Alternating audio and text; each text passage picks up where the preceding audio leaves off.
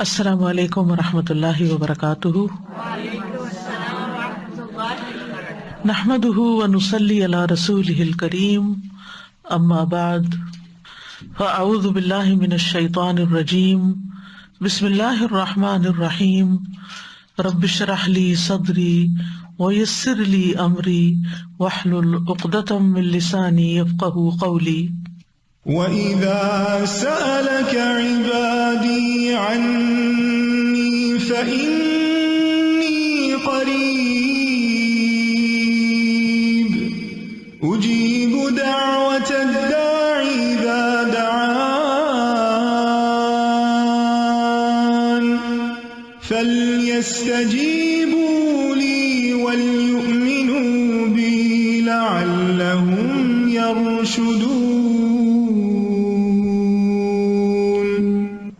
اور جب میرے بندے آپ سے میرے بارے میں سوال کریں تو کہہ دیجئے بے شک میں قریب ہوں، میں پکارنے والے کی پکار کا جواب دیتا ہوں جب وہ مجھے پکارے۔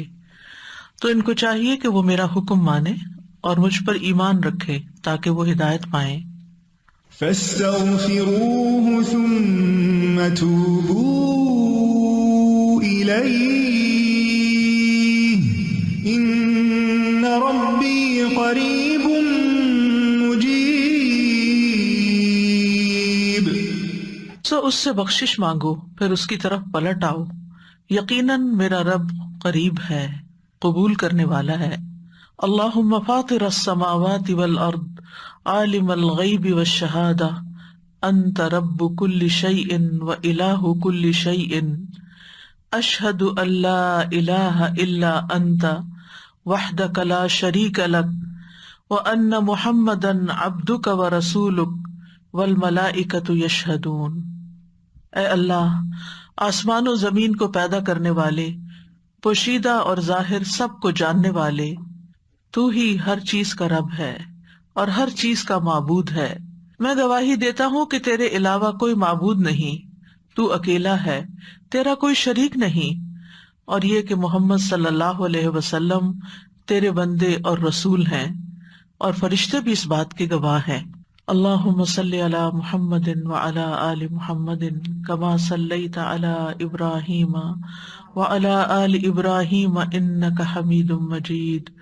اللہم بارک علی محمد وعلی آل محمد کما بارکت علی ابراہیم وعلی آل ابراہیم انک حمید مجید۔ پروگرام قریب مجیب کے سلسلے میں آج ہم معاملات میں آسانی کی دعائیں پڑھیں گے۔ آسانی کا ملنا اور مشکل کا دور ہونا اللہ کی نعمتوں میں سے ہے۔ اللہ سبحانہ وتعالیٰ کی اپنے بندوں پر بے شمار نعمتیں ہیں جنہیں ہم گن نہیں سکتے، لیکن کسی اچھے کام کی توفیق مل جانا، اس کام کا آسان ہو جانا، کسی کام کے کرتے ہوئے مشکل کا نہ آنا، یہ اللہ سبحانہ وتعالیٰ کی بہت بڑی نعمت ہے۔ مثلاً آپ نے ارادہ کیا کہ آپ اس مجلس میں حاضر ہوں گے جہاں اللہ کا ذکر ہوتا ہے، اللہ کا دین سیکھا جاتا ہے، اور اللہ سبحانہ وتعالیٰ نے آپ کے لیے سارے وسائل آسان کر دیے، آپ کو یہاں آنے تک کی سواری بھی عطا کر دی، آپ کو صحت بھی عطا کی، آپ کے لیے یہاں بیٹھنا آسان کیا، آپ کے لیے سننا آسان کیا، آپ کے لیے سمجھنا آسان کیا۔ یہ سب کچھ اللہ تعالیٰ کی توفیق سے ہے، کیونکہ کتنے ہی لوگ ایسے ہیں جو اس وقت ایسے کتنے ہی نیکی کے کام رمضان میں چاہتے ہوں گے، لیکن وہ ہسپتالوں میں ہیں، وہ کسی ایسی مشکل کا شکار ہیں کہ وہ یہاں تک پہنچ ہی نہیں سکتے، یا یہ کہ ان کے دل میں خواہش بھی نہیں پیدا ہوتی، کسی نیکی کے کام میں شریک ہونے کی خواہش پیدا ہونا، یہ بھی اللہ تعالیٰ کی بہت بڑی رحمت اور بہت بڑی نعمت ہے۔ تو ہر انسان کو جو کچھ بھی حاصل ہوتا ہے اور اس کے لیے جو اسباب بھی حاصل ہوتے ہیں، اور ان اسباب کو آسانی سے اویل کر لینا، یہ سب کچھ بھی صرف اللہ کی توفیق سے ہوتا ہے، بندہ ان کا مالک نہیں ہوتا، اللہ کے ہاتھ میں ہے یہ سب کچھ، اکیلے اللہ کے ہاتھ میں۔ اللہ تعالیٰ نے اپنے بندے شعیب علیہ السلام کے بارے میں فرمایا تھا کہ انہوں نے کہا وَمَا تَوْفِيقِي إِلَّا بِاللَّهِ عَلَيْهِ تَوَكَّلْتُ وَإِلَيْهِ أُنِيبُ، اور میری توفیق تو اللہ کی مدد کے ساتھ ہے، اسی پر میں نے توکل کیا اور میں اسی کی طرف رجوع کرتا ہوں۔ بس دین کے معاملات ہوں یا دنیا کے معاملات ہوں، دونوں طرح کے معاملات کو آسان بنانا، ان کو کر جانا ہمارے ہاتھ میں نہیں ہے، یہ صرف اور صرف اللہ کے ہاتھ میں ہے جو اکیلا ہے، اس کا کوئی شریک نہیں ہے۔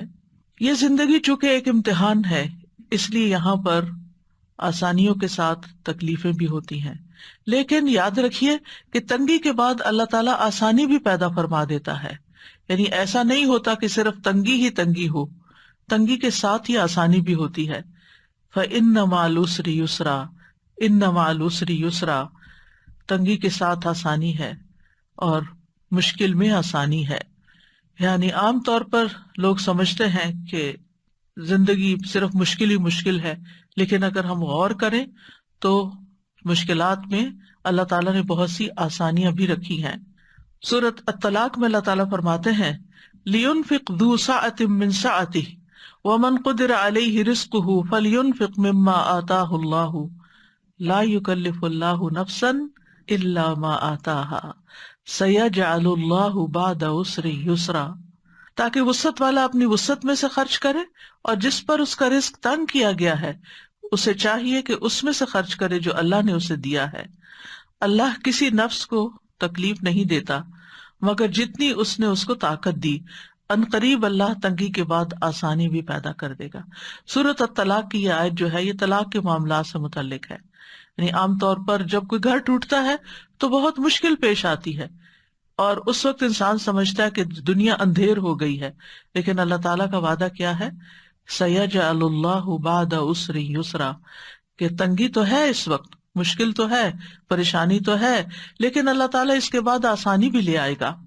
اسی طرح پیغمبروں کے اوپر جب حالات بہت تنگ ہوئے، ان کی زندگیاں بہت مشکل میں آ گئیں، تو سورۃ یوسف میں آتا ہے حَتَّى إِذَا اسْتَيْأَسَ الرُّسُلُ وَظَنُّوا أَنَّهُمْ قَدْ كُذِبُوا جَاءَهُمْ نَصْرُنَا فَنُجِّيَ مَن نَّشَاءُ، یہاں تک کہ جب رسول نا امید ہونے لگے، یعنی رسولوں پر بھی اتنی زیادہ مشکلات آئیں کہ ان کو یہ محسوس ہونے لگا کہ اب اس کے بعد کوئی راستہ نہیں نکلے گا، تو کیا ہوا، لوگوں نے سمجھا کہ ان کے ساتھ جھوٹ بولا گیا ہے کہ تمہارے لیے آسانیاں ہوں گی اور کامیابیاں ہوں گی، تو ان رسولوں کے پاس ہماری مدد آ گئی، پھر جسے ہم نے چاہا عذاب سے بچا لیا۔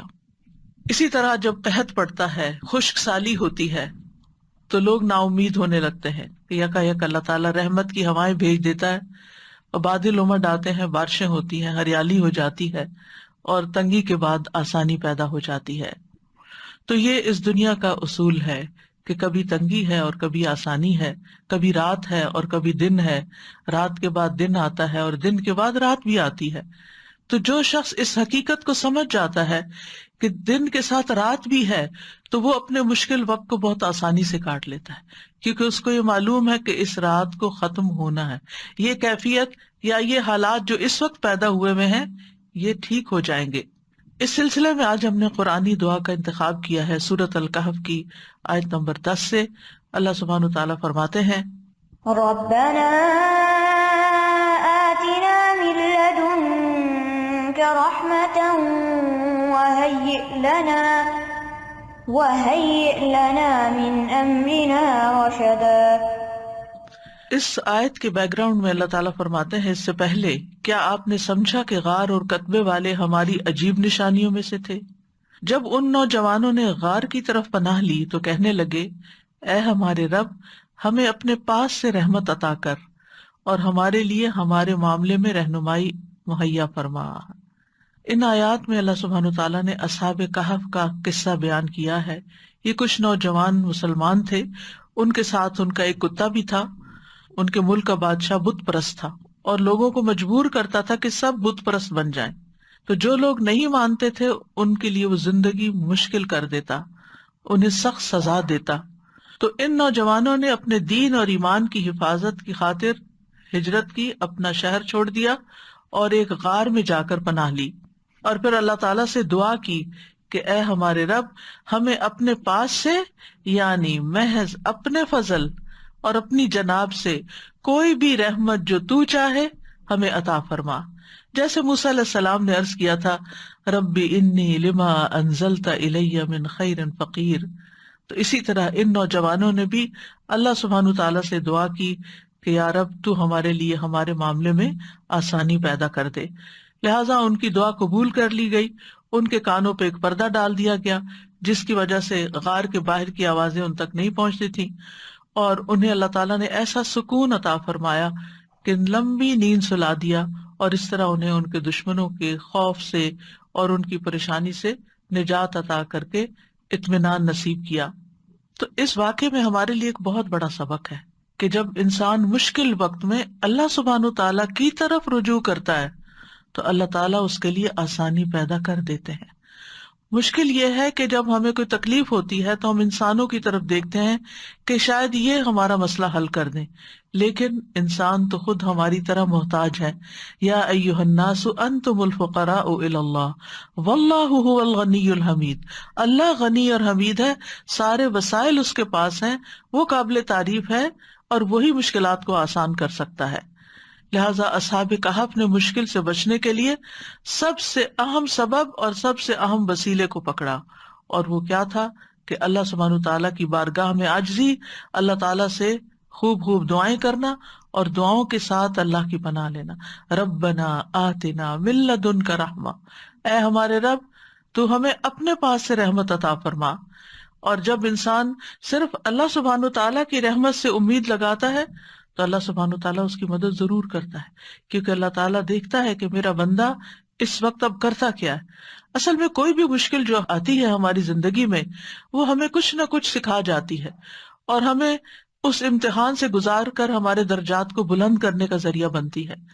انسان اس کے ذریعے میچورٹی کے لیول پہ پہنچتا ہے، آگے بڑھتا ہے، انسان اپنی عبادت کے ذریعے بھی آگے بڑھتا ہے، لیکن مشکلات پر صبر کر کے، مشکلات کو برداشت کر کے اس کی حکمت اور اس کے اندر کے جوہر جو ہوتے ہیں وہ باہر نکل آتے ہیں، اور جن چیزوں کی طرف اور جن عبادات کی طرف وہ توجہ نہیں کر رہا ہوتا اور اللہ تعالیٰ چاہتا ہے کہ بندہ ان عبادات کی طرف توجہ کرے، تو مشکل وقت میں انسان پھر جب اللہ کی طرف رجوع کرتا ہے تو اللہ تعالیٰ اس کے لیے رہنمائی میسر کر دیتا ہے۔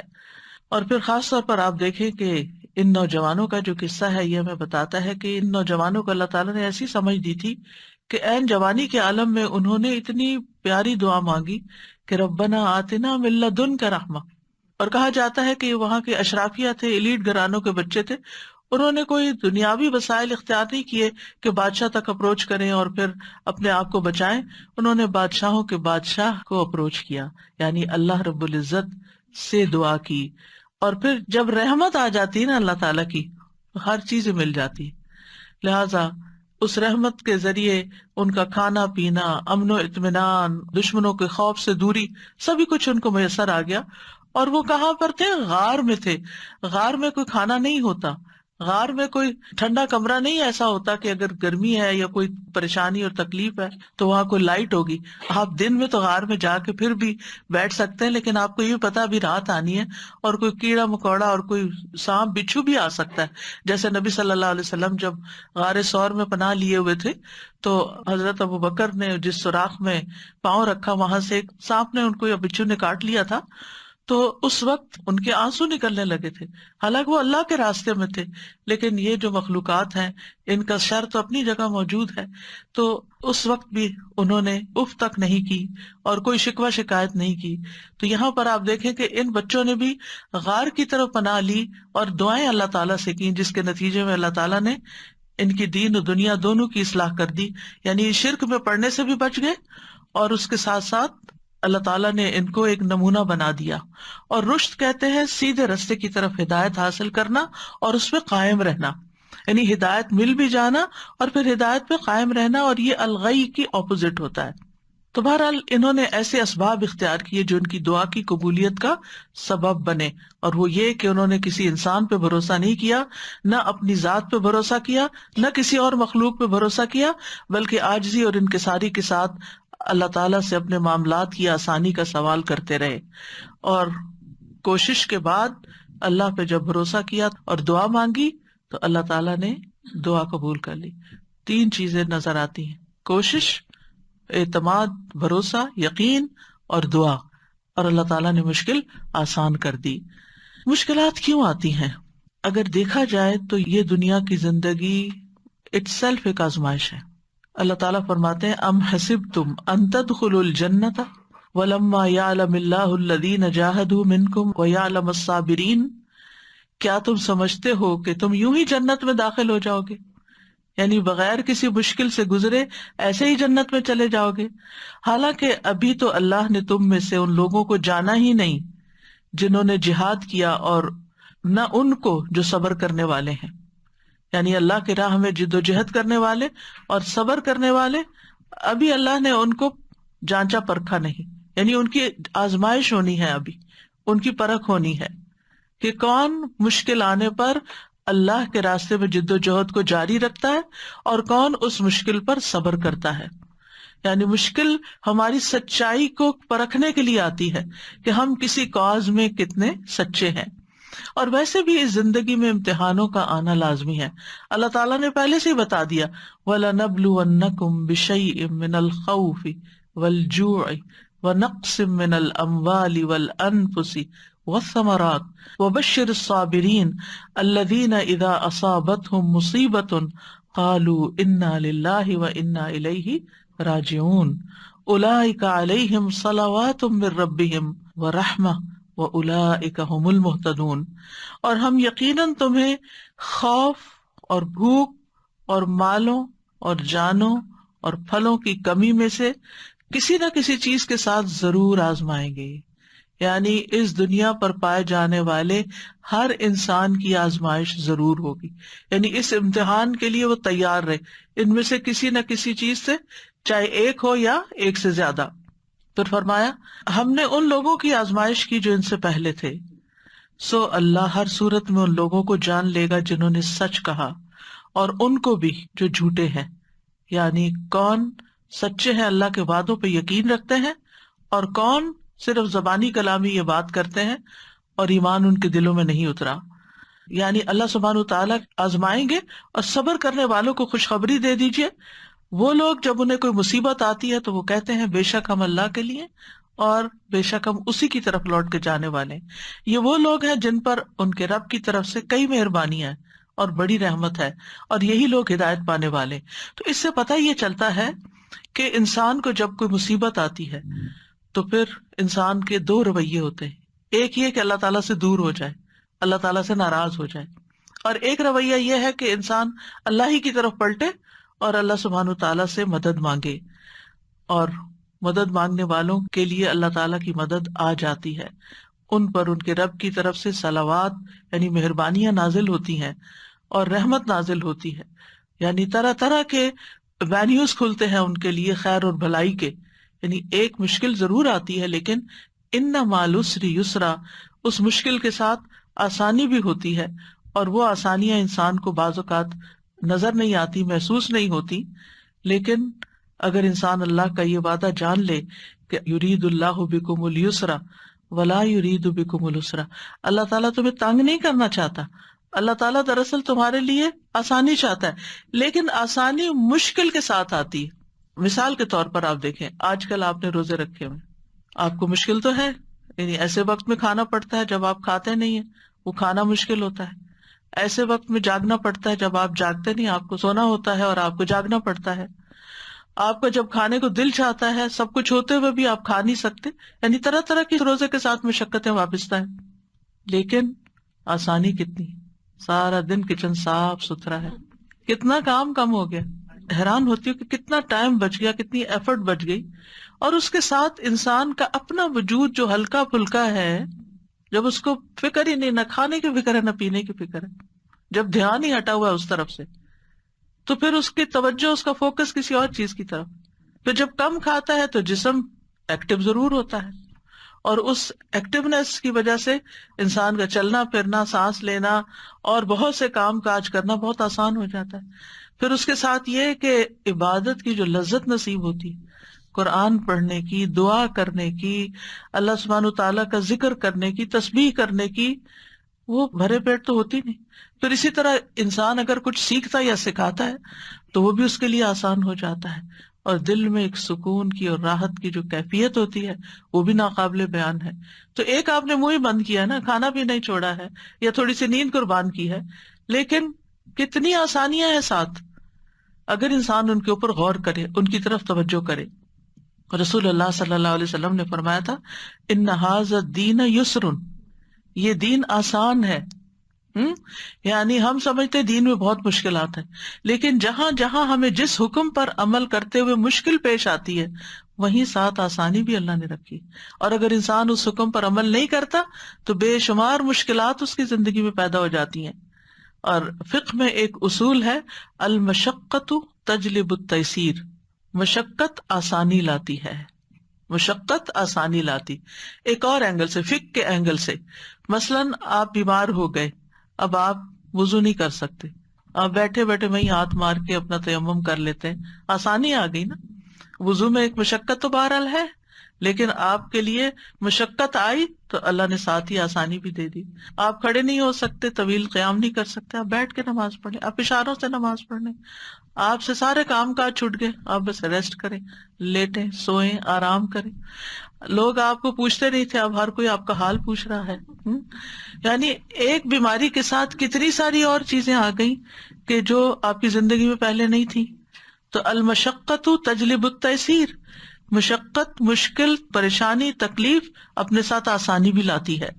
یعنی جب یہ کہا جاتا ہے نا دین آسان ہے، تو اس کا یہ مطلب نہیں کہ دین جو ہے وہ صرف آسانیوں کا مجموعہ ہے. مطلب یہ کہ اس کے جو احکامات ہیں ان پر چل کر انسان کو آسانی ملتی. اللہ کا وعدہ ہے فَأَمَّا مَنْ أَعْطَى وَاتَّقَى وَصَدَّقَ بِالْحُسْنَى فَسَنُيَسِّرُهُ لِلْيُسْرَى. اس کے برعکس وَأَمَّا مَنْ بَخِلَ وَاسْتَغْنَى وَكَذَّبَ بِالْحُسْنَى فَسَنُيَسِّرُهُ لِلْعُسْرَى. تو تنگی کس طرف سے ملی اور آسانی کس طرف سے ملی؟ بس جس نے دیا، یعنی اللہ کے راستے میں دیا اور لوگوں کو آسانی دی، یعنی جو دینے والا ہاتھ ہے، دینے والا دل ہے، جو خرچ کرنے والا ہے. تو جس نے دیا اور اس نے تقویٰ بھی اختیار کیا، یعنی صرف خالص اللہ کے لیے دیا، صرف اللہ ہی کے لیے کیا جو کچھ کیا، اور اس نے بھلائی کو سچ مانا، ہر خیر کی بات جو اللہ کی طرف سے آئی اس پر یقین کر لیا، تو ہم اس کو آسان راستے کی سہولت دیں گے، اس کے لیے آسانیاں پیدا کر دیں گے. یعنی جس مشکل میں وہ ہے اس مشکل کو ختم کر دیں گے. اس کے برعکس جس نے بخل کیا، یعنی جو وہ دے رہا تھا اس کو روک لیا. بخل کیا ہے؟ دینے کا اپوزٹ. چاہے مال ہو، چاہے علم ہو، چاہے لوگوں کو مشورہ دینا ہو، چاہے لوگوں کی کاؤنسلنگ کرنی ہو، چاہے کسی کے ساتھ کسی بھی قسم کی بھلائی کرنی ہو، کسی طرح کی مدد، خدمت، کچھ بھی. تو جو اپنے ان نیکیوں کو روک لیتا ہے، اما من بخلا واستغنی، اور بے پرواہ رہا، کسی کی پرواہ نہیں، بس میری جان پہ مشکل آئی ہے، صرف مجھے اپنی فکر ہے، اب میں سب سے بری ذمہ. یعنی بعض اوقات ایسا ہوتا ہے نا جب انسان کے دن اچھے ہوتے ہیں تو وہ پھر دینے والا بھی ہوتا ہے، لیکن ذرا سے اگر مال میں کوئی کمی ہوئی تو پھر انسان پہلی چیز کیا سوچتا ہے؟ ہاتھ روکنے لگتا ہے. اور بعض اوقات اتنا ہاتھ روک لیتا ہے کہ اپنے سے بھی روک لیتا ہے، اپنے اوپر بھی خرچ نہیں کرتا، اور بے پرواہ رہا. یعنی کیفیت اس کی ایسی ہوئی کہ اس کو نہ دین کی پرواہ، نہ دنیا کی، نہ آخرت کی، اور بھلائی کو جھٹلا دیا. ہم اس کو سخت راستے کے لیے سہولت دیں گے، یعنی اس کے لیے زندگی اور مشکل کرتے چلے جائیں گے. آسانی اور مشکل صرف دنیا کی نہیں بلکہ دنیا اور آخرت دونوں کی ہے. بعض اوقات انسان بخل کرتا ہے، بعض اوقات انسان لوگوں کی پرواہ نہیں کرتا، دین کے احکامات کی پرواہ نہیں کرتا، اللہ کے حکم کی پرواہ نہیں کرتا، اور بھلائی کی تصدیق نہیں کرتا، پھر بھی اس کے لیے دنیا میں بہت کچھ ہوتا ہے. تو وہ چند دن کی بات ہوتی ہے، پھر سب کچھ اس سے لے لیا جاتا ہے. پھر جب قبر میں جاتا ہے تو قبر تنگ کر دی جاتی ہے. فَسَنُيَسِّرُهُ لِلْعُسْرَى، قبر کی تنگی ہوتی ہے. حشر کے دن اٹھے گا تو وہاں کی تنگیاں ہوں گی، پھر اس کے لیے تنگی ہی تنگی ہے آگے. اور ویسے بھی آپ دیکھیں بخیل وہی ہوتا ہے جس کا دل گھٹا ہوا ہوتا ہے نا. اور اس سے بدترین کیفیت کیا ہو سکتی ہے کہ کسی کا دل ہی گھٹا ہوا ہو، کسی کا دل ہی چھوٹا ہو، کسی کا دل ہی خوف کا شکار رہتا ہو، کسی کا دل ہی بخل کا شکار رہتا ہو اور جبن کا شکار رہتا ہو. یہ ساری دل یا سینے کی کنسٹرکشن ہے کہ جس میں انسان کسی وقت خوش ہی نہیں ہوتا، اس کو ایک تکلیف اور ایک پریشانی ہر وقت لگی رہتی. جو دینے والا ہوتا ہے، جس کا ہاتھ کھلا ہوتا ہے نا، جس کی ہتھیلی کھلتی ہے اس کا دل بھی کھلتا ہے، اس کو شرح صدر بھی ہوتا ہے. جو بانٹتا ہے اس کو ملتا ہے، جو دیتا ہے اس کے لیے وسعتیں پیدا ہو جاتی ہیں. یہ اللہ تعالیٰ کا وعدہ ہے. تو انسان کے مقابلے میں دینے والا بننا، اللہ کے مقابلے میں ڈرنے والا، تقوی والا بننا، اور حق کے مقابلے میں اعتراف کرنے والا بننا، یہ آسانیاں لاتا ہے. اور دوسرا، انسان کے مقابلے میں روکنے والا، اللہ کے مقابلے میں سرکشی اور بے پرواہی کرنے والا اور حق کے مقابلے میں انکار کرنے والا. ایسا شخص جو ہے پھر اللہ تعالیٰ اس کو تنگیوں میں ہی مبتلا کر دیتے ہیں.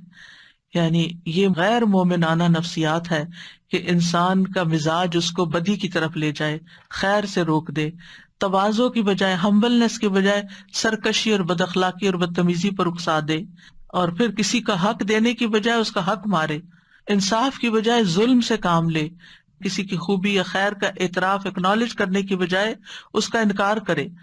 تو جو انسان اس طرح کا طریقہ اختیار کرتا ہے وہ آخر کار پھر بڑی مشکل کا شکار ہو جاتا ہے اور وہ جہنم ہے. تو بہرحال اللہ تعالیٰ انسان کو خیر اور شر دونوں کے ساتھ آزماتا ہے. سورۃ الانبیاء میں ہے کل نفس ذائقۃ الموت ونبلوکم بالشر والخیر فتنہ والینا ترجعون. ہر جاندار کو موت کا مزہ چکھنا ہے اور ہم تمہیں اچھے اور برے دونوں طرح کے حالات میں آزماتے ہیں اور بالآخر تمہیں ہماری طرف لوٹنا ہے. یعنی دنیا میں تمہارے اوپر دونوں طرح کے حالات آتے رہیں گے، لیکن جو تنگی اور تکلیف میں یقین کا پہلو اختیار کر لیتا ہے کہ اللہ تعالیٰ اس کو ضرور دور کرے گا، اللہ تعالیٰ اس کا درجہ بھی بلند کر دیتا ہے اور اس مشکل سے بھی اس کو نکالتا ہے، اس کو گناہوں سے بھی پاک صاف کر دیتا ہے. اور حقیقت یہ ہے کہ رسول اللہ صلی اللہ علیہ وسلم کا یہ فرمان جو صحیح بخاری میں ہے انسان کو حیران کر دیتا ہے. یہ پہلے بھی میں پڑھ چکی ہوں لیکن میں جب اس کو پڑھتی ہوں میں حیران ہو جاتی ہوں. اور وہ کیا ہے؟ مَن یرد اللہ بہ خیرا یصب منہ. اللہ جس کے ساتھ بھلائی کا ارادہ کرتا ہے اسے مصیبت میں مبتلا کر دیتا ہے. اللہ جس کے ساتھ بھلائی کا ارادہ کرتا ہے. اگر ہمیں کوئی مشکل پیش آتی ہے تو ہم کیا سمجھتے ہیں، یا کسی کے اوپر کوئی مشکل آتی ہے تو لوگ کیا سمجھنے لگتے ہیں؟ کوئی گناہ کیا ہوگا نا، کوئی غلطی کی ہوگی نا، اور اس کو گلٹ میں مبتلا کرتے ہیں. لیکن یہاں پر کیا بتایا جا رہا ہے، اور صحیح بخاری کی صحیح روایت ہے کہ اللہ تعالیٰ اسے کسی مصیبت میں مبتلا کر دیتے ہیں جس کے ساتھ اللہ بھلائی کا ارادہ کرتا ہے. تو اگر ہماری زندگی میں کوئی چھوٹی مصیبت ہے یا کوئی بڑی مصیبت ہے تو آپ سمجھے کہ اللہ سبحانہ تعالیٰ ہمیں اپنے لیے اور خالص کرنا چاہتا ہے اور مہذب بنانا چاہتا ہے اور سنوارنا چاہتا ہے، جنت کے قابل بنانا چاہتا ہے. کیونکہ جنت میں غیر مہذب لوگ نہیں ہوں گے، وہ نہیں ہوں گے جن سے اللہ ناراض ہے یا جن سے اللہ خوش نہیں. تو یہ اللہ کی بندے سے محبت کی نشانی ہوتی ہے. یعنی جب آپ کو کوئی تکلیف ہو تو اس وقت پریشان ہونے کے بجائے مسکرانا شروع کر دیں اور سوچیں اچھا اللہ تعالیٰ یہ آپ کی محبت ہے، میں اس پہ راضی ہوں. رضیت باللہ ربا وبالاسلام دینا وبمحمد النبی. لیکن ہمیں ہمارے دین کے معاملے میں کسی آزمائش میں نہ ڈالنا.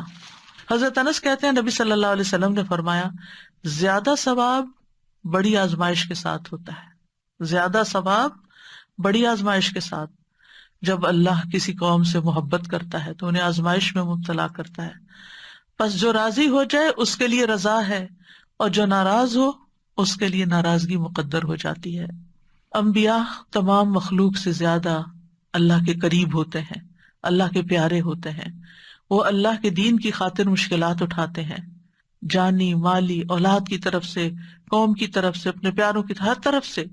لیکن ان کی زندگی میں جو تکلیف اور آزمائش آتی ہے وہ اللہ کی ناراضگی کی وجہ سے نہیں ہوتی، ان کے درجات کی بلندی کی وجہ سے ہوتی ہے. تمام انبیاء اذیت اور تکلیف سے گزرے، تمام کے تمام. نوح علیہ السلام کی مثال آپ کے سامنے، 950 سال قوم کو تبلیغ کی لیکن قوم نہیں مانی، بلکہ برا بھلا کہا، مارا پیٹا، خون ان کا نکالا، بے ہوش کر دیا، ہر طرح کی اذیت دی. ان کے بیٹے کی طرف سے آزمائش آئی، بیوی کی طرف سے آزمائش آئی. یعنی گھر میں بھی آزمائش اور باہر بھی آزمائش، باہر بھی کوئی بات سننے والا نہیں اور گھر میں بھی مشکل ہے. موسیٰ علیہ السلام کے لیے فرعون کی طرف سے آزمائش آئی اور پھر کس طرح وہ ان کے ہاتھوں قتل ہو گیا اور ان کو اپنا ملک چھوڑنا پڑا اور ہجرت کرنی پڑی، اور پھر جو جو راستے میں تکلیفیں انہوں نے دیکھی. یعقوب علیہ السلام کی آزمائش یوسف علیہ السلام کی طرف سے آئی، بیٹے کی طرف سے آئی. یوسف علیہ السلام کی زندگی میں ایک نہیں کئی آزمائشیں آئیں، آپ سب جانتے ہیں. بالآخر جیل میں جا پہنچے. یعنی وہ تمام چیزیں جن سے انسان بچنا چاہتا ہے وہ سب ان کی زندگی میں ہوتی گئیں، لیکن اللہ سبحانہ تعالیٰ نے پھر انجام کیسا کیا. ایوب علیہ السلام کی آزمائش بیماری کی صورت میں آئی. لوط علیہ السلام کی مشکل جس قوم کی طرف بھیجے گئے ان کی طرف سے آئی، پھر بیوی کی طرف سے بھی آئی، گھر والوں کی طرف سے آئی کہ وہ نہیں ایمان لائیں یا اس طرح ساتھ نہیں دیا اپنے شوہر کا جیسے دینا چاہیے تھا. اور نبی صلی اللہ علیہ وسلم کے لیے سب سے مشکل ترین دن کون سا تھا؟ طائف والا دن، پھر احد والا دن، پھر حنین والا دن، خندق میں آپ دیکھیے کتنی مشکل ہے. یعنی ساری جنگیں ہی مشکل تھی، کوئی بھی آسان نہیں تھی. پھر گھر میں بھی آپ دیکھیں ساری اولاد سوائے حضرت فاطمہ کے فوت ہو گئی. اور پھر آپ پہ تو بچپن سے ہی مشکلات تھی، یتیم پیدا ہوئے، باپ کی شکل نہیں دیکھی، چھوٹی سی عمر معصوم بچے تھے کہ والدہ بھی فوت ہو گئی. یعنی کوئی آزمائش کی قسم آپ دیکھیں کہ جسے آپ آزمائش کہیں اور وہ آپ پر نہ آئی ہو. آپ جس سے محبت کرتے تھے اپنے چچا جنہوں نے ہر معاملے میں ساتھ دیا، وہ ایمان نہیں لائے، اتنی تکلیف ہوئی ہوگی ان کو، کس دکھ اور کس کرب سے گزرے ہوں گے کہ وہ چچا جو ہر جگہ سپورٹ کر رہے ہیں وہ بات نہیں مان رہے، ایمان نہیں لا رہے. یعنی کون سا دکھ ہے، کون سا درد ہے، کون سی تکلیف.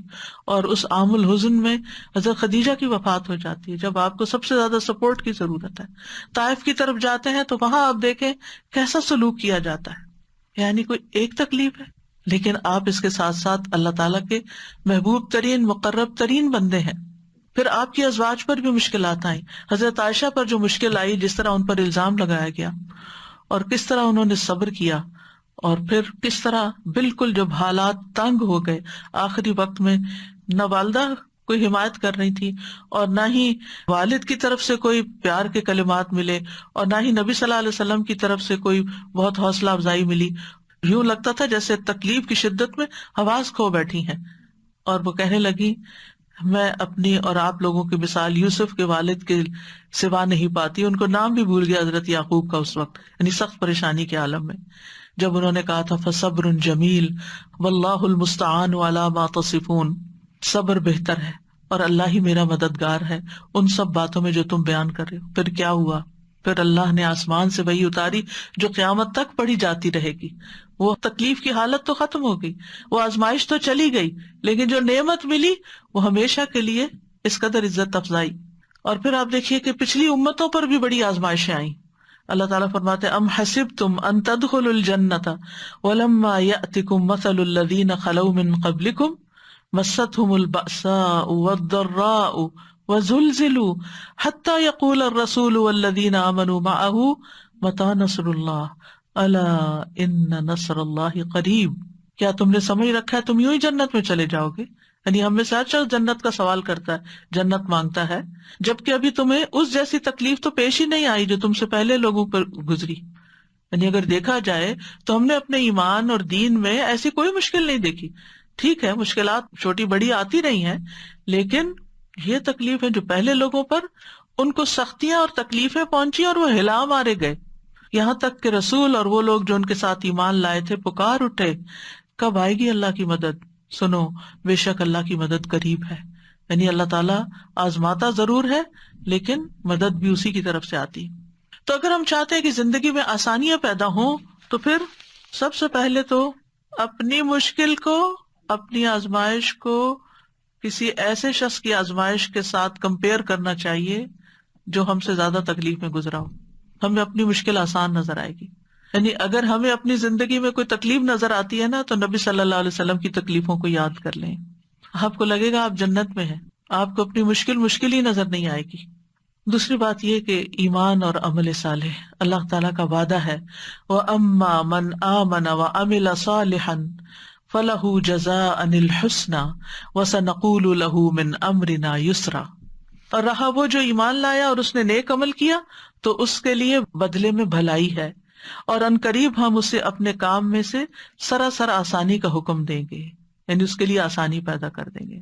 سورۃ نحل میں آتا ہے من عمل صالحا من ذکر او انثى وهو مؤمن فلنحيينه حیاتا طیبہ ولنجزینہم اجرہم باحسن ما كانوا يعملون. جو شخص بھی نیک عمل کرے، خواہ مرد ہو یا عورت کا الگ نام لیا گیا ہے، عام طور پر مرد کا ذکر کر کے عورت کو ساتھ ہی شامل کر دیا جاتا ہے. فرمایا جو نیک عمل کرے گا بشرطے کہ وہ مومن ہو، ہم اسے ضرور پاکیزہ زندگی بسر کرائیں گے، اس کو اچھی زندگی دیں گے، یعنی اس دنیا میں بھی اچھائی دیں گے اور آخرت میں ان کے بہترین اعمال کے مطابق یعنی جس درجے کے عمل ہوں گے انہیں ان کا اجر عطا کریں گے. یہ اللہ کا وعدہ ہے، اور اللہ کا وعدہ کبھی بھی جھوٹا نہیں ہو سکتا. اللہ کا وعدہ ہمیشہ سچا ہی ہوتا ہے.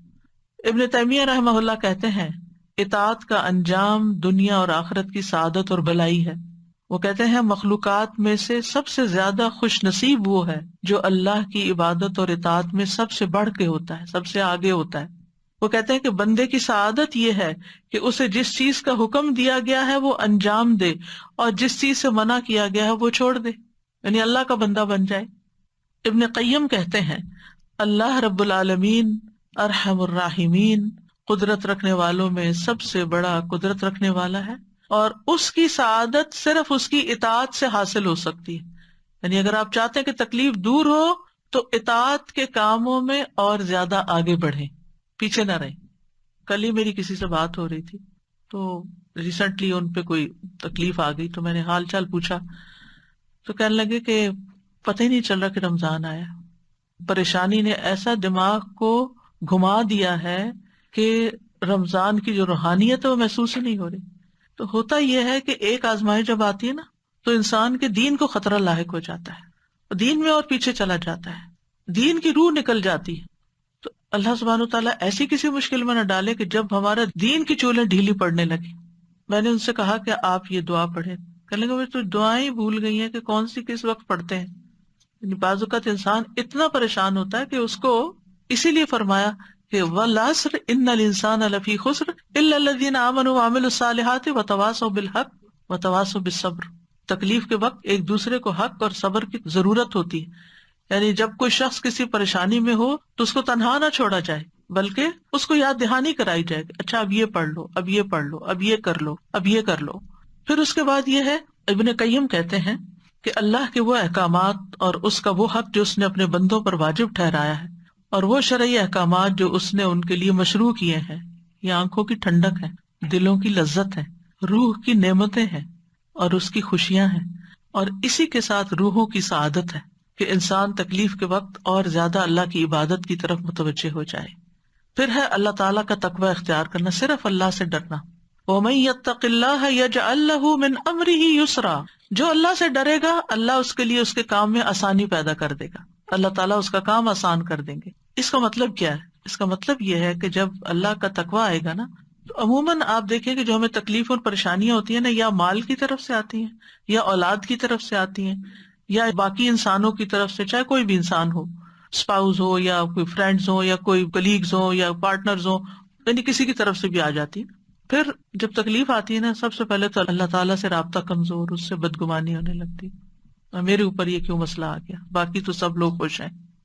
اب تقویٰ کیا کہتا ہے کہ نہیں، اللہ کی رضا پہ راضی ہونا ہے، تو انسان فوراً اپنے خیالات جھٹک کے واپس تقویٰ کی طرف لوٹتا ہے. پھر انسانوں کے ساتھ جب معاملہ ہوتا ہے تو انسان ایک دم غصے میں آ جاتا ہے اور برا بھلا کہنا شروع کر دیتا ہے. یعنی انسان کی مرضی کے خلاف جب کوئی چیز ہوتی ہے تو انسان مشتعل ہو جاتا ہے، مشتعل شعلے سے یعنی بھڑک اٹھتا ہے.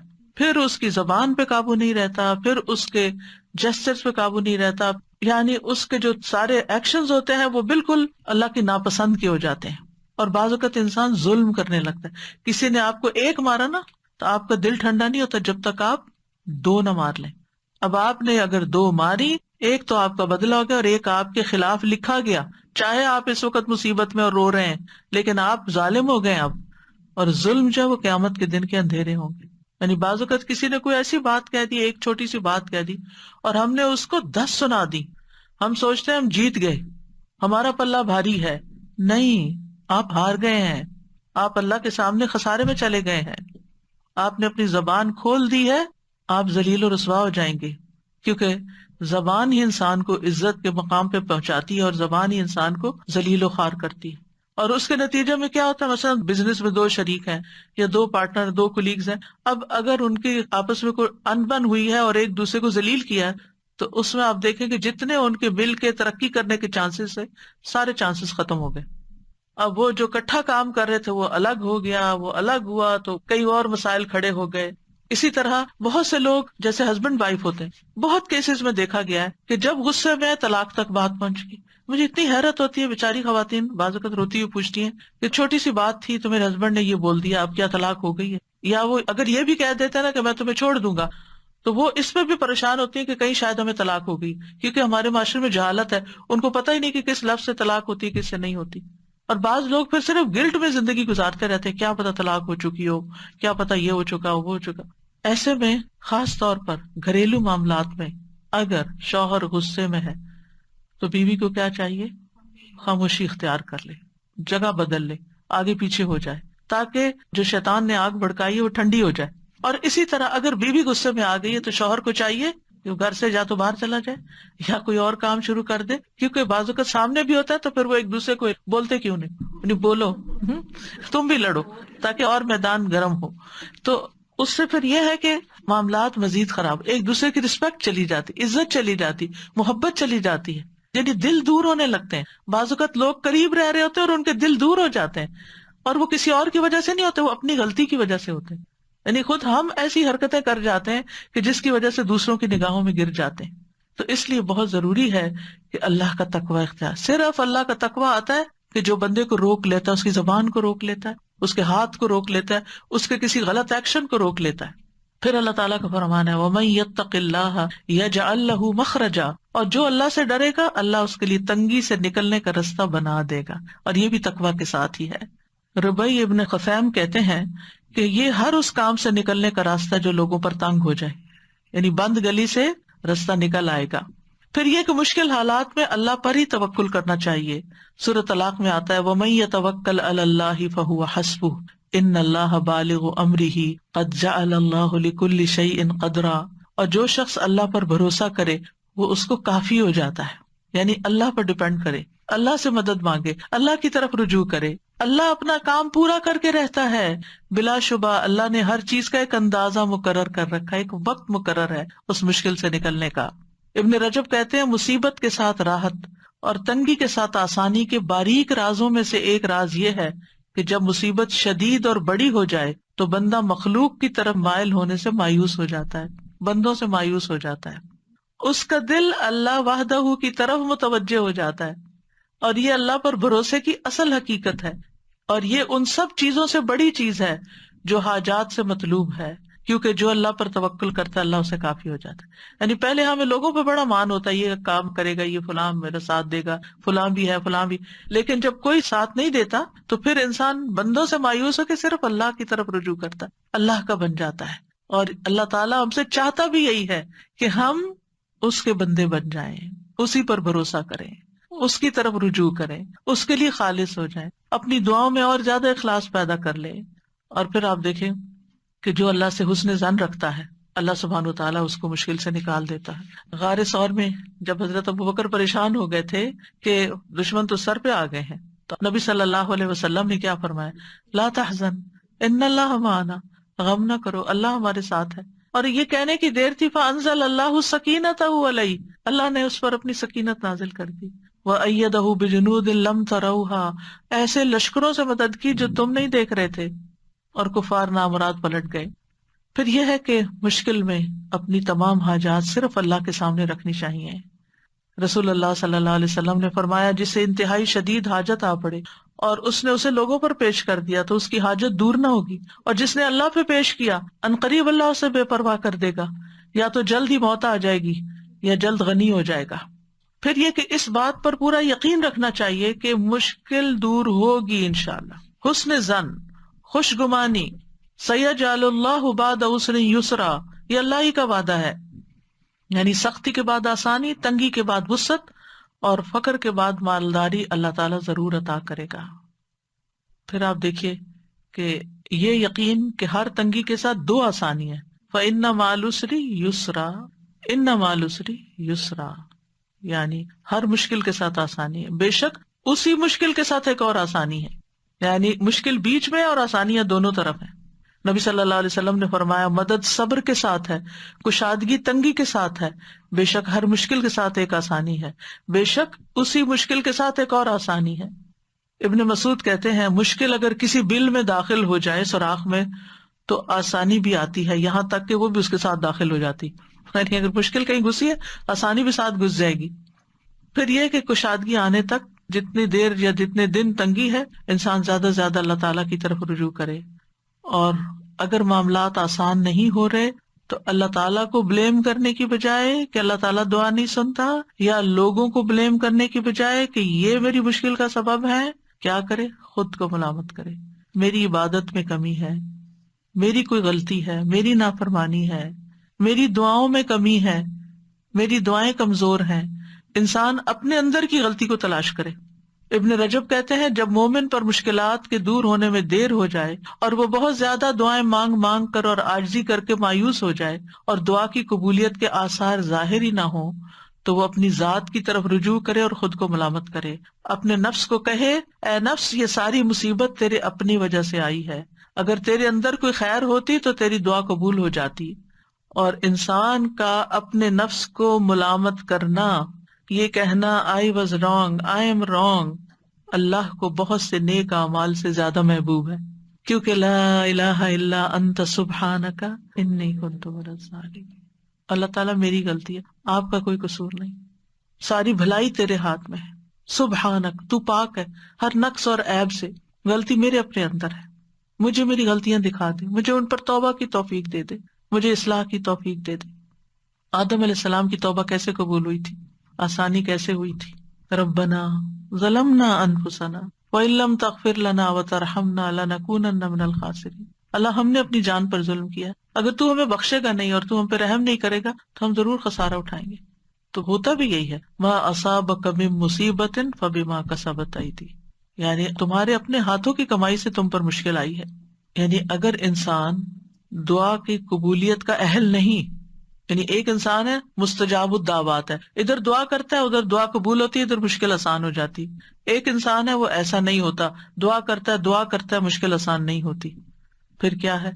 مطلب یہ ہے کہ ابھی وہ اس کا اہل نہیں کہ اس کی دعا قبول ہو، لہذا وہ جب اپنی غلطی کا اعتراف، اپنے گناہوں کا اعتراف اور استغفار کی کثرت کرتا ہے تو گناہ مٹ جاتے ہیں، رستے آسان ہو جاتے ہیں۔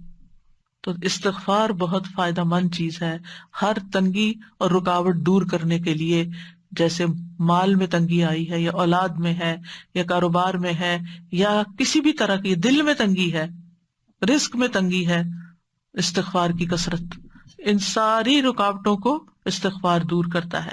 اور پھر خاص طور پر صدقہ و خیرات، لوگوں کو دینا، لوگوں پر احسان کرنا، لوگوں کی زندگیوں کو آسان کرنا، اطاعت کے کام کرنا، یعنی صرف دل سے نہیں، یعنی زبان سے بھی اور عمل سے بھی۔ اب مثلا دوسروں کی زندگی آپ کیسے آسان کر سکتے ہیں؟ ان کو کوئی اچھا مشورہ دے کے، ان کا کوئی کام کر کے، ان کی کوئی مدد کر کے، کیونکہ جو انسان کسی کی مدد نہیں کرتا، کسی کی خدمت نہیں کرتا، کوئی کام نہیں کرتا، نکما اور بیکار ہوتا ہے، وہ کسی کے دل میں عزت نہیں پا سکتا، وہ کسی کے دل میں جگہ نہیں بنا سکتا۔ اور جب آپ کسی کی مدد نہیں کرتے تو کوئی آپ کی مدد کب کرے گا؟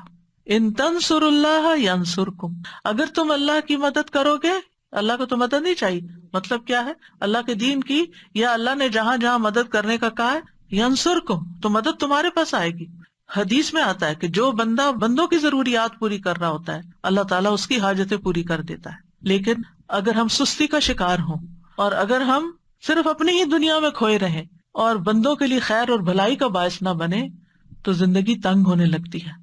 اور پھر نماز اور صبر کے ذریعے مدد حاصل کرنا، ہمت کرنا اور صبر کرنا، وَاصْبِرْ عَلَىٰ مَا أَصَابَكَ إِنَّ ذَلِكَ مِنْ عَزْمِ الْأُمُورِ، صبر کے نتیجے میں تکلیفیں دور ہو جاتی ہیں۔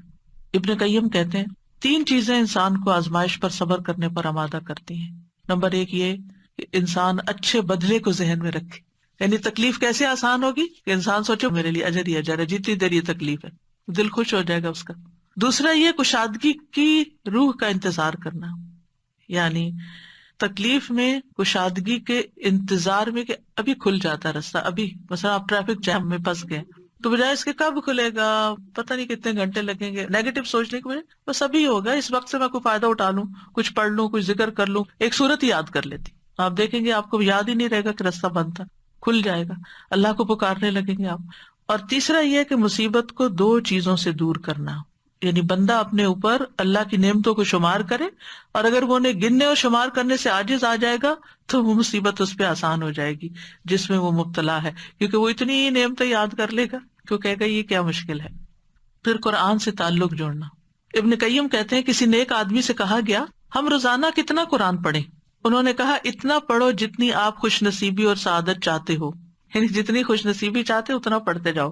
بعض مفسرین کہا کرتے تھے جنہوں نے قرآن کی تفسیریں لکھی ہیں، ہم قرآن پڑھنے میں مشغول ہوئے تو ہمیں دنیا میں برکات اور خیرات نے ڈھانپ لیا، کیونکہ قرآن جو ہے وہ ہیلنگ بھی کرتا ہے، قرآن شفا ہے.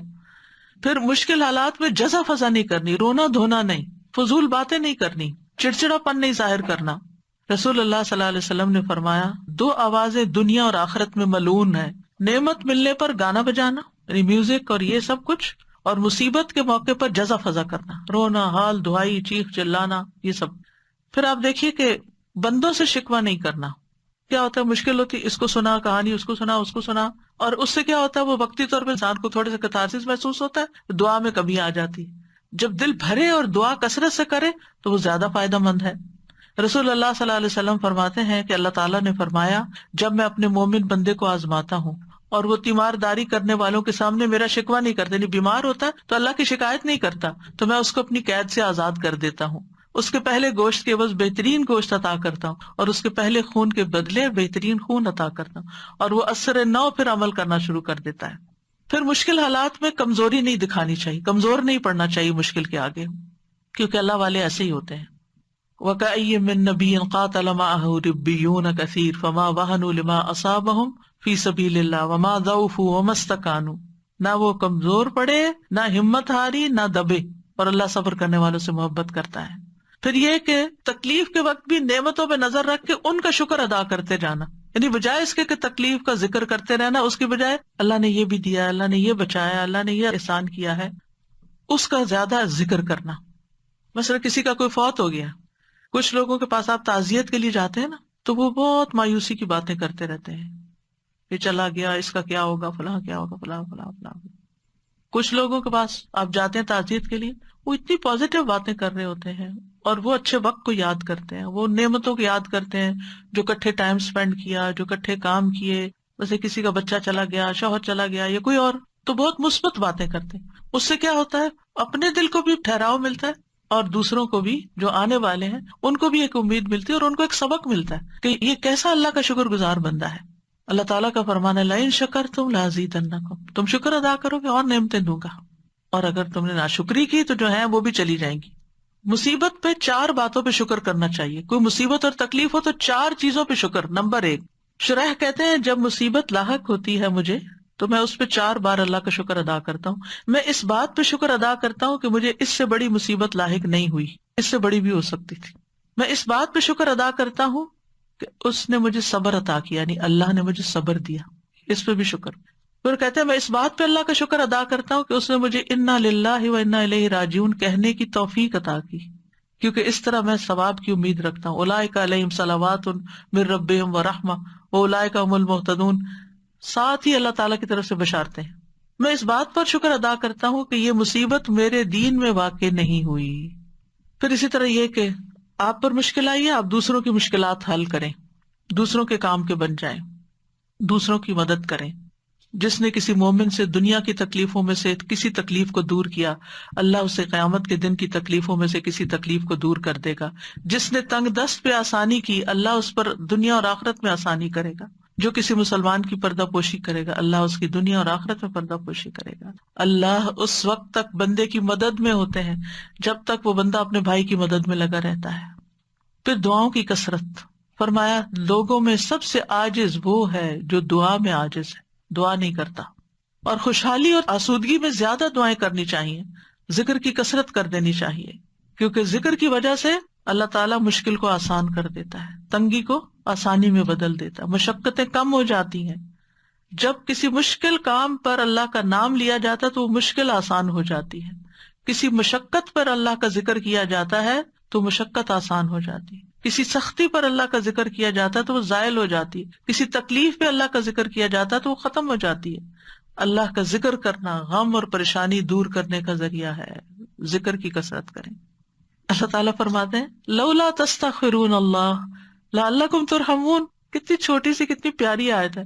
لولا تستغفرون اللہ، تم اللہ سے استغفار کیوں نہیں کرتے؟ لعلکم ترحمون، تاکہ تم پہ رحم کیا جائے.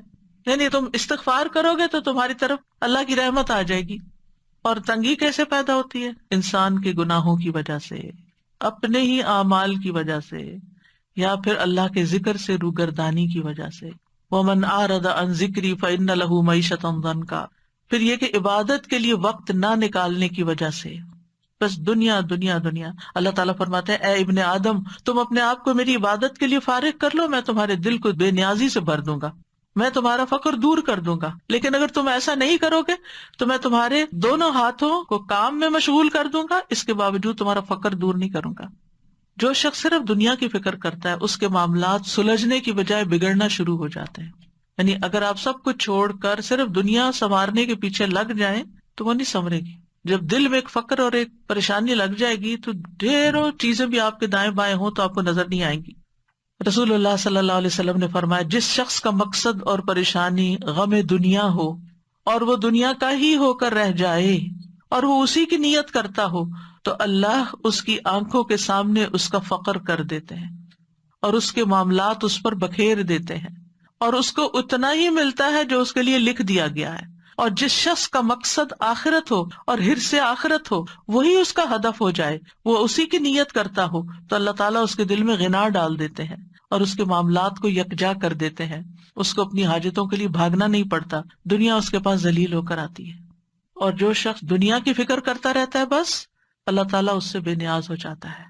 رسول اللہ صلی اللہ علیہ وسلم نے فرمایا جو اپنے غموں کو ایک ہی غم بنا لے، سارے غم جمع کر کے ان کو ایک غم میں ڈال لے اور وہ آخرت کا غم، تو اللہ اس کے دنیا کے غموں سے اسے کفایت کرے گا۔ جب آخرت کا غم لگتا ہے تو پھر انسان آخرت کی تیاری میں لگ جاتا ہے نا، اچھے اچھے کاموں میں لگ جاتا ہے۔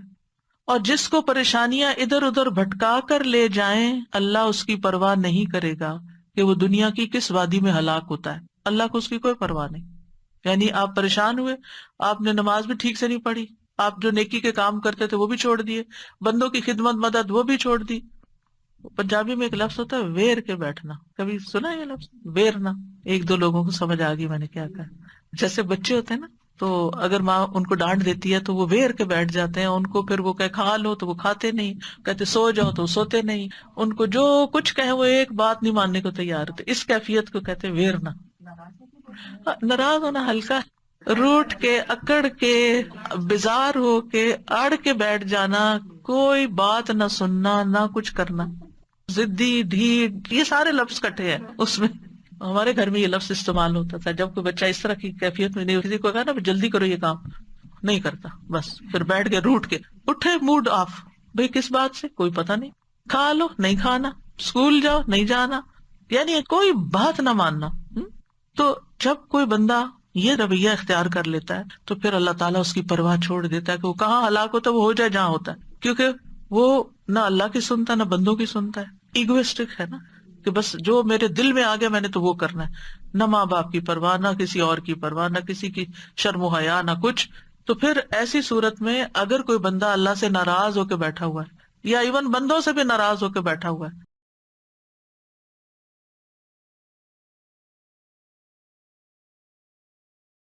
یعنی ناراضگی میں ہمیں کمیونیکیشن بڑھانی چاہیے۔ عام طور پر دیکھا گیا لوگوں کی عادت کیا ہوتی ہے، ناراض ہوئے تو بات ہی نہیں کرنی، سب سے پہلے تو بولنا چھوڑتے ہیں۔ سمجھ کیسے آئے کہ آپ کو کیا مشکل ہے؟ وہ کہتے ہیں خود ہی بوجھو۔ بھئی کیسے بوجھیں؟ ہمیں کوئی غیب کا علم ہے؟ ہمیں نہیں معلوم کہ مزاج شریف پہ کیا چیز ناگوار گزر گئی۔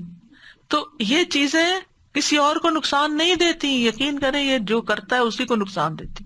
اللہ تعالیٰ بھی اس کی پرواہ چھوڑ دیتا ہے، اور بندے بھی ایک دو دن ناز نخرے اٹھاتے ہیں پھر اس کے بعد چھوڑ دیتے ہیں کہ یہ تو اپنی ہی ماننے والا ہے، جب اس کا اپنا موڈ ٹھیک ہوگا تو وہ ٹھیک ہو جائے گا خود ہی، چھوڑو اس کو۔ تو اپنے اس خول سے باہر نکلنا ہے، انا سے باہر نکلنا ہے، اپنی غلطی ڈھونڈنی ہے۔ اس طرح کی جو کیفیات میں اصل میں شیطان کی طرف سے آتی ہے، اور شیطان انسان کا سب سے بڑا دشمن ہے۔ وَأَمَّا مَن بَخِلَ وَاسْتَغْنَىٰ، یہ اس کی ایک تفسیر ہے۔ وَكَذَّبَ بِالْحُسْنَىٰ، نیکی کی بات، کوئی مشورہ، کوئی نصیحت سب جھٹلا دی۔ فَسَنُيَسِّرُهُ لِلْعُسْرَىٰ، ہم اس کے لیے اور مشکل پیدا کریں گے۔ تو ہمیں آخر میں دعائیں بھی مانگنی چاہیے۔ کون سی دعائیں فائدہ دیتی ہیں؟ ایک تو یہ ہے سورۃ کہف والی جو میں نے سب سے پہلے بتائی، ربنا آتنا من لدنک رحمتا وہیئ لنا من امرنا رشدا۔ پھر اس کے بعد رب اشرح لی صدری ویسر لی امری. خاص طور پر جب کوئی کام مشکل ہو جائے نا تو یہ دعا پڑھ کے ویسر لی امری ویسر لی امری ویسر لی امری تکرار کے ساتھ، اصرار کے ساتھ اپنا وہ معاملہ سامنے رکھ کے اللہ میرا یہ کام آسان کر دے. اور شرح صدر کیا ہوتا ہے؟ اے اللہ میرے سینے کو نور سے بھر دے، ایمان سے بھر دے، حکمت سے بھر دے، کیونکہ مشکل وقت میں ان سب چیزوں کی بڑی ضرورت ہوتی ہے. ایمان سے ہی مقابلہ کیا جا سکتا ہے مشکلات کا. ایمان ہوتا ہے تو تکلیفیں بھی برداشت ہو جاتی ہیں، صبر بھی آ جاتا ہے. اور پھر یہ کہ میرا وہ کام، وہ راستہ میرے لیے آسان کر دے کہ جس سے میں چل کے تیری طرف آ جاؤں، تیرا بن جاؤں، اور اس راستے کی جو سختیاں اور مشکلات ہیں وہ میرے لیے آسان کر دے. پھر لا الہ الا انت سبحانک انی کنت من الظالمین. رسول اللہ صلی اللہ علیہ وسلم نے فرمایا کیا میں تمہیں ایسی چیز نہ بتاؤں کہ جب تم میں سے کسی آدمی کو رنج و الم اور دنیا کی آزمائشوں میں سے کوئی آزمائش آئے تو وہ اس دعا کو پڑھے تو اس کی تکلیف دور ہو جائے گی.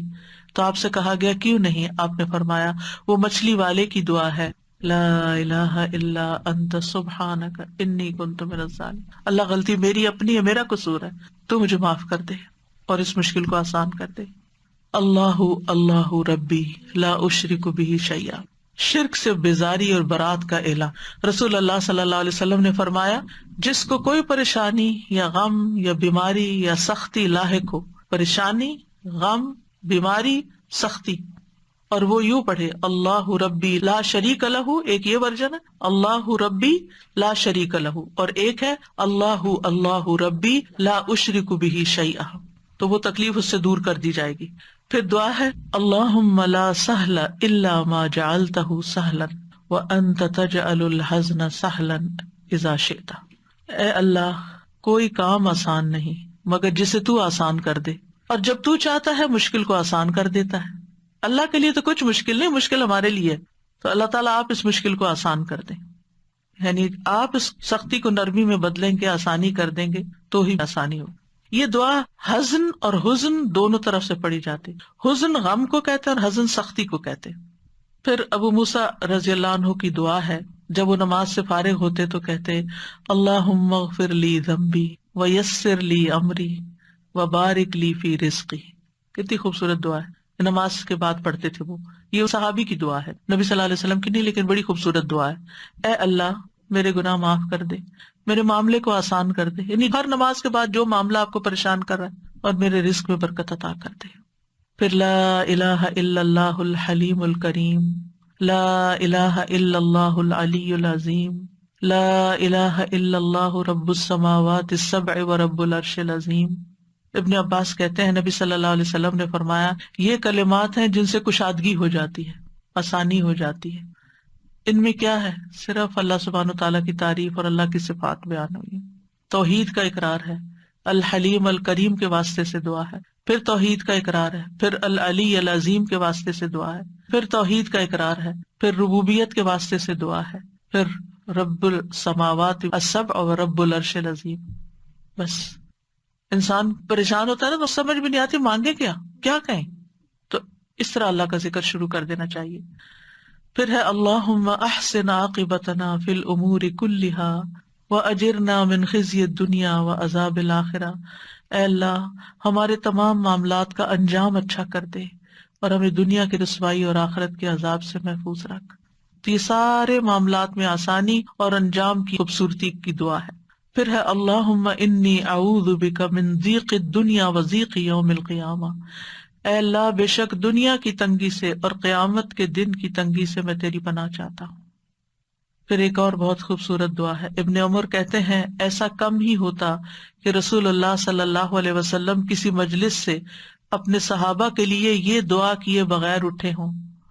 اللہم اقسم لنا من خشیتک ما تحول بہ بیننا وبین معاصیک ومن طاعتک ما تبلغنا بہ جنتک ومن الیقین ما تہون بہ علینا مصیبات الدنیا، یا دوسرے ورژن میں مصائب الدنیا، ومتعنا باسماعنا وابصارنا وقوتنا ما احییتنا واجعلہ الوارث منا واجعل ثأرنا علی من ظلمنا وانصرنا علی من عادانا ولا تجعل مصیبتنا فی دیننا ولا تجعل الدنيا اکبر ہمنا ولا مبلغ علمنا ولا تسلط علینا من لا یرحمنا۔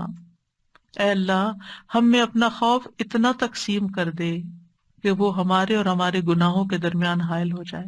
اور یہاں خشیت کی بات کی گئی ہے جو علم سے آتی ہے، جو خوف علم کی وجہ سے پیدا ہوتا ہے، کہ اللہ ہمیں ایسا علم عطا کر اور اس علم کے ساتھ ایسا اپنا ڈر دے کہ ہم گناہوں سے بچ جائیں، کیونکہ گناہ مصیبتیں لاتے ہیں، اور اپنی فرما برداری اتنی تقسیم کر دے کہ وہ ہمیں تیری جنت تک پہنچا دے، کیونکہ اطاعت کے کام ہی انسان کو جنت تک لے جاتے ہیں، اور اتنا یقین عطا کر دے کہ ہم پر دنیا کی مصیبتیں آسان ہو جائیں، یعنی اتنا زیادہ ایمان کا آخری درجہ نا یقین، یعنی ایمان کی مضبوطی عطا کر دے کہ جس کی وجہ سے ہمیں دنیا کے غموں کی پرواہ نہ رہے، اور جب تک تو ہمیں زندہ رکھے ہماری سماعت، ہماری بصارت اور ہماری قوت سے ہمیں فائدہ عطا کر، یعنی ہمارے آنکھیں، کان، ہماری ساری قوتیں، صلاحیتیں کام کرتی رہیں، ہم بیکار ہو کے بستر پہ نہ پڑ جائیں، اور اسے ہمارا وارث بنا دے، یعنی بعد میں بھی یہ ہمارے اعضاء ہمارے لیے ایسا کام چھوڑ کے جائیں کہ جو صدقہ جاریہ بن جائے،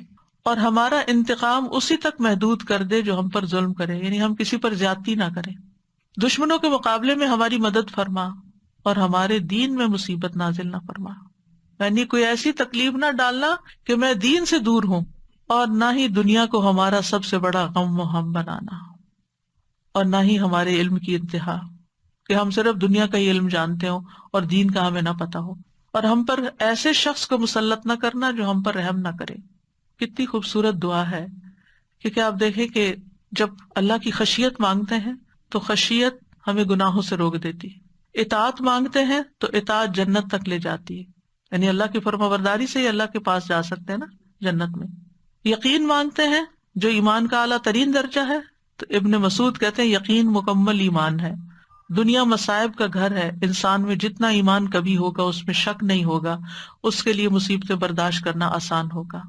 اور ایمان کا آخری چھٹا رکن قضاء و قدر پر ایمان لانا ہے، یعنی جو تو فیصلے ہمارے بارے میں کرے ہمیں اس پر راضی کر دے، اور ہم اپنی صلاحیتوں کو آخری سانس تک صرف تیری رضا میں استعمال کریں، اور مرنے کے بعد بھی ان سے ہمیں فائدہ پہنچتا رہے، اور جس نے ہم پہ ظلم کیا تو خود اس سے بدلہ لے، اور جو ہم سے عداوت رکھتا ہے، جس میں شیطان سب سے بڑا دشمن ہے ہمارا، اور اس کے علاوہ بھی جو ہم سے عداوت رکھتے ہیں، منافقین ہیں، مشرکین ہیں، اور کوئی اور بھی، اور خصوصاً ہمارے دین کا جو دشمن ہے، ہمیں ان پر کامیابی عطا کر، وانصرنا علی من عادانا، ان کے خلاف ہماری مدد فرما، اور ہمارے دین میں مصیبت نہ آئے۔ یہ نہ ہو کہ کسی آزمائش کی وجہ سے ہماری نمازیں چھٹ جائیں، یا کسی بدعت میں پڑ جائیں، یا کسی شرک میں مبتلا ہو جائیں۔ آپ نے دیکھو کہ لوگ نجومیوں کے پاس چل پڑتے ہیں اور غلط کام کرنے لگتے ہیں، تعویذ گنڈے کرنا شروع کر دیتے ہیں۔ تو اللہ تعالیٰ ہمیں دین کے معاملے میں کسی آزمائش میں مبتلا نہ کرنا، یا یہ کہ دین کا وہ کام جو ہم کر رہے ہیں کسی ایسی آزمائش میں نہ ڈالنا کہ ہم نیکی اور خیر اور بھلائی کے کاموں میں پیچھے رہ جائیں، اور دنیا کو ہمارے علم کا منبع نہ بنا دینا، یعنی ہم دین کا رستہ چھوڑ کے صرف دنیا کے نہ ہو کے رہ جائیں، اور ہمارے اوپر کسی ایسے حکمران کو مسلط نہ کرنا کہ جو ہم پر رحم نہ کرے، اور صرف حکمران ہی نہیں، کسی بھی معاملے میں، مثلاً آپ کسی ظالم ڈاکٹر کے حوالے نہ ہمیں کرنا کہ وہ ہم پہ رحم نہ کرے اور ہمارا غلط علاج کرے، یا کسی ظالم استاد کے حوالے نہ کرنا کہ وہ سکھانے سے زیادہ ہم پر سختی کرے۔ تو زندگی کے ہر معاملے میں آسانی کے لیے یہ بہترین دعا ہے، اور اسے اپنی دعاؤں کا معمول بنانا چاہیے۔ وآخر دعوانا ان الحمد للہ رب العالمین۔ سبحانک اللہم وبحمدک، اشہد ان لا الہ الا انت، استغفرک واتوب الیک۔ السلام علیکم ورحمۃ اللہ وبرکاتہ۔